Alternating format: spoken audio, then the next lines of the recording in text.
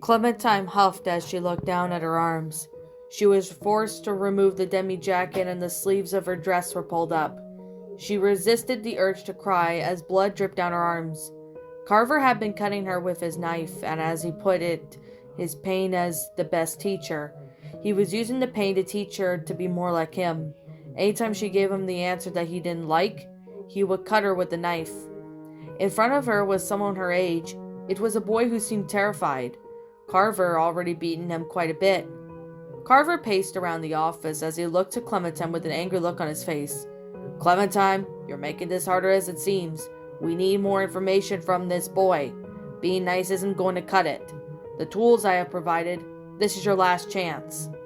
Clementine huffed as she looked down at the weapons and tools in front of her. She didn't know what half of them were meant for. However, that didn't matter. Carver had the intent of every tool weapon in front of her were meant to torture the young boy.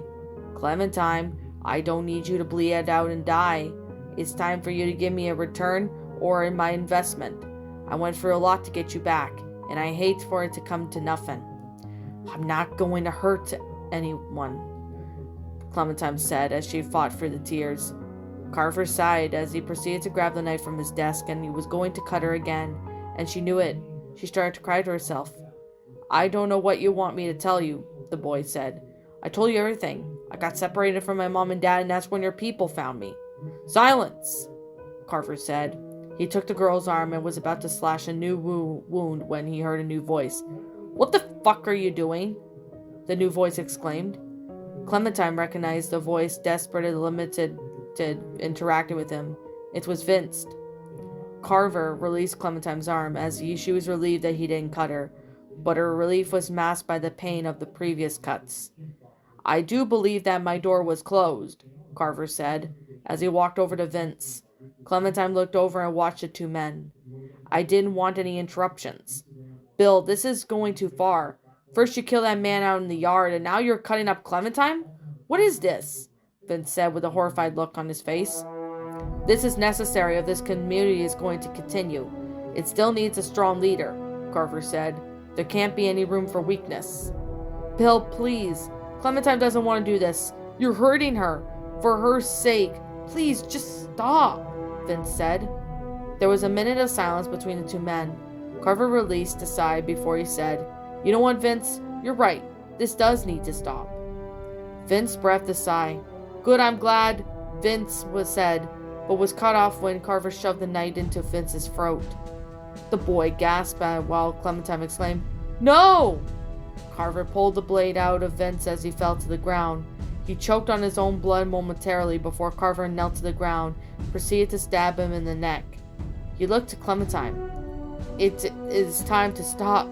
I've been too nice. I let too many people question my authority when they shouldn't have gone this far. Why? Clementine said. She was more afraid of the man than she's ever been. Carver looked over at the child and said, You see, Clementine, Vince had been an outspoken person to my methods for a long time. Instead of appreciating what I provided for him, he questioned and challenged me. That is a seed of treachery, and it is time we ushered a new era here at House.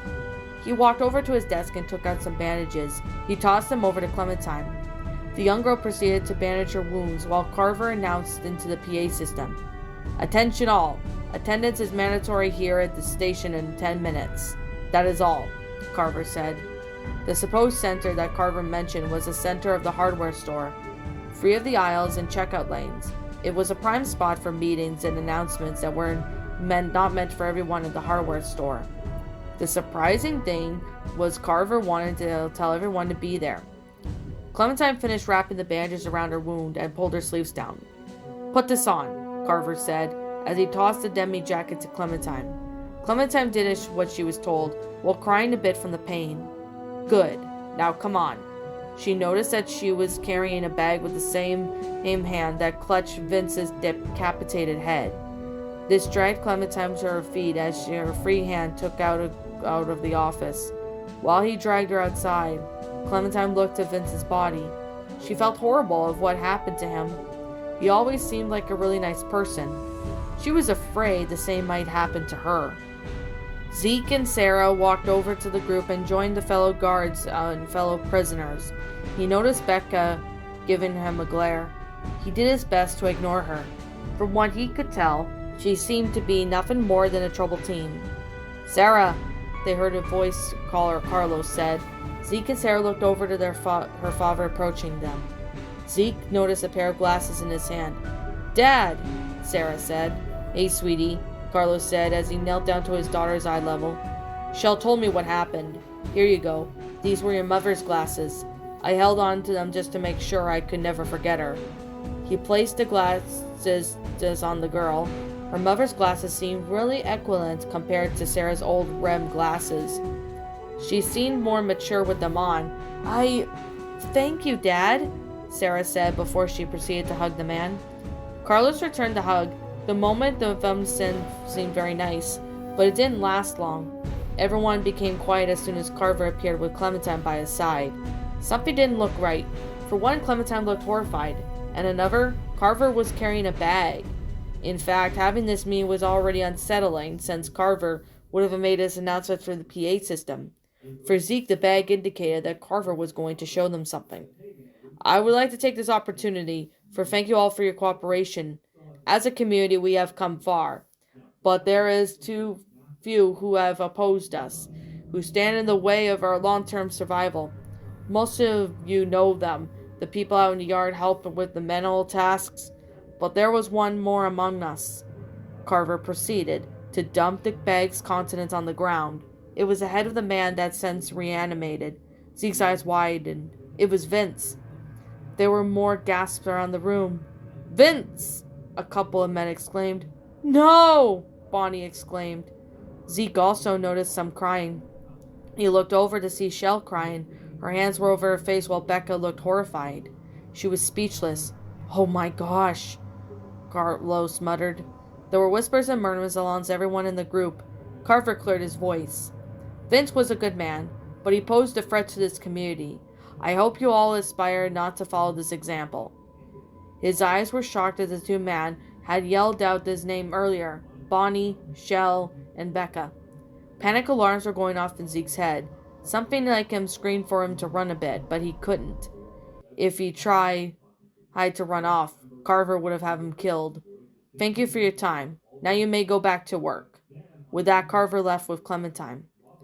Everyone else dispersed and went back to work. However, the two men, Bonnie, Shell, and Becca, stayed and went to Vince's reanimated head. "Coming here was a mistake," one of the men said. He appeared to be in his late teens and possibly early 20s. I can't believe... Why?" Shell muttered out. She sounded very upset. "I'm sorry, Shell," Rebecca said as he hugged her older sister in an attempt to comfort her. Zeke was shocked by this changed attitude. Seeing Vince's death must have traumatized her. He remembered how slowly he acted the same way that Deckard did. When his little brother died, he was filled with remorse. He took Deckard for granted, or at least it felt like that way. He started to walk away with Sarah, who seemed very shooken up by this whole experience. "Are you all right?" Zeke asked. The girl didn't respond. She must have been scared out of her mind. The rest of the day was uneventful, but Zeke could tell that mostly everyone was on edge out about Carver. Even some of his own people seemed nervous and were looking around occasionally. Once their chores were done, Zeke and Sarah made their way out to the yard. However, along the way to the yard, they saw Bonnie walk up to them. "Hey, I'm sorry about everything. I truly thought that we were helping you all out," Bonnie said. Zeke and Sarah stopped and looked at the woman. "I realize now what I did was wrong. So wrong. I'm so sorry. And I want to make it up to you and your group." "Okay, what do you have in mind?" Zeke whispered. The whole scenario that Vince would make him ally most with everyone to get him and his group away from Carver. "Nothing solid yet. Just be ready to act tonight," Bonnie said as she turned and walked away. Zeke sighed and said, "Do you think we could trust her?" Sarah nodded her head and said, "Vince was the leader of her group, and they showed up here in House at the same time." "Those two guys, Shell and Becca and Bonnie, were they part of Vince's group?" Zeke said. "They were his group," Sarah said. "We should get back to the yard." Zeke nodded and the two teenagers made their way to the yard. Once out in the yard, Zeke and Sarah walked over to the lawn chair. Zeke sat down and allowed his girlfriend to sit on his lap. Because all we know what happened today, I don't know what would that son of a bitch has in store tomorrow, Kenny said. It seems that the group was heated on debate on what they should do next. So you really want to bring in a bunch of walkers? That's not smart. Smart. That's asking for death, Zeke said. I really hate to say this, but I'd rather take my chances with the walkers than stay here one more day. Carver is completely off his rocker, Mike said. Reggie didn't have a response to this. He looked as if he was going to argue, but nothing came out. I have to get Clementine away from him. Who knows what he's going to do to her, Rebecca said. But it's risky to go out there. There's no guarantees, especially for me, Reggie said. This whole damn thing is risky, Kenny said. Look, we do need a plan, Luke said. We can't just let a bunch of walkers come this way and attack this place without a plan, especially when Clem is there. We figure it out when the time comes. We improvise, Kenny said. That's not a plan. You don't plan to improvise, Mike said. Bonnie and her group might be able to help us, Sarah said. That bitch who put us in this mess? Kenny asked. I ain't trusting her. We may not have a choice, Alvin said. Think about it. They're inside. They have everything access to it, and they sure Clementine will stay safe. Vince was the leader of their group before they came to House, Luke said. They all still looked up to him. I'm sure they aren't happy about his death. Kenny grumbled himself before he finally muttered, Fine, but if they do one more thing like that I don't like, they're dead. Fine, whatever, Mike muttered, as he rolled his eyes. Must be getting to that phase that Kenny was, for the most part, all talk. Well, what did Bonnie say? Luke said to Zeke and Sarah. Just be ready to act. They're still figuring out the entire plan, Zeke said. Great, Kenny muttered. They didn't even know what they were doing.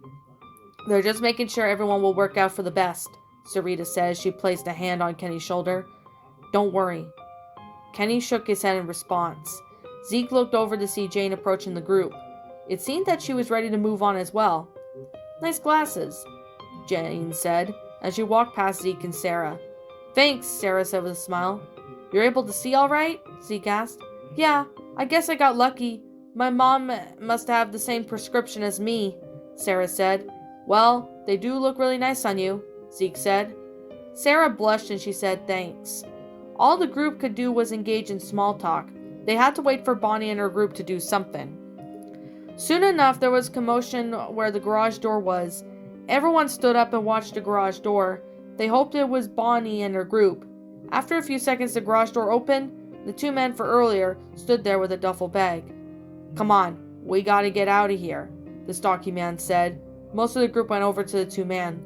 The stocky man handed up a few firearms that they had in the duffel bag, while the younger man kept a lookout. Zeke was hesitant to take a gun. He still preferred his bow and arrow, but beggars can't be choosers.